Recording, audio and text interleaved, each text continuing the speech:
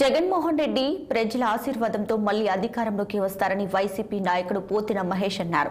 జనం కోసం జగన్ మళ్లీ నిలబడతారని చెప్పారు. వైసీపీ కేవలం 5,000 ఓట్ల తేడాతో 19 సీట్లు, 10,000 ఓట్ల తేడాతో 28 సీట్లు, అలాగే 15,000 ఓట్ల తేడాతో 41 స్థానాలని, అంటే 10 లక్షల ఓట్ల తేడాతో 88 స్థానాలని కోల్పోయిందని చెప్పారు.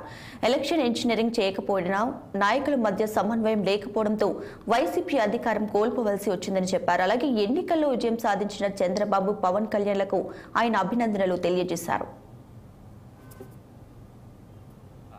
పవన్ కళ్యాణ్ గారు సుదీర్ఘ నిరీక్షణ తర్వాత ఎమ్మెల్యే కావడం, మంచి విజయాన్ని అందుకున్నటువంటి పవన్ కళ్యాణ్ గారికి నా హృదయపూర్వక శుభాకాంక్షలు తెలియజేస్తూ ఉన్నా.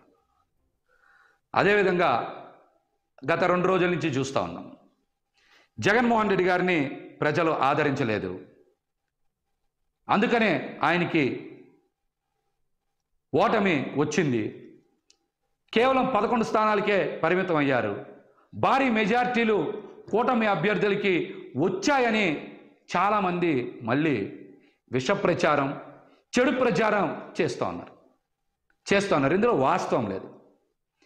జగన్మోహన్ రెడ్డి గారు ప్రజల కోసం ప్రవేశపెట్టినటువంటి సంక్షేమ పథకాల్లో చాలా వరకు ప్రజలు సంతృప్తి చెందారు.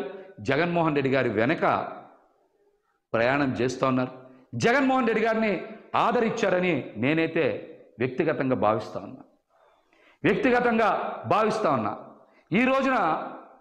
ఈ రోజున మనందరికీ తెలుసు, తెలుగుదేశం పార్టీకి వచ్చినటువంటి ఓట్ల శాతం 45.6, వైఎస్ఆర్సీపీ పార్టీకి వచ్చిన ఓట్ల శాతం 40% ఓట్లు వచ్చినాయి.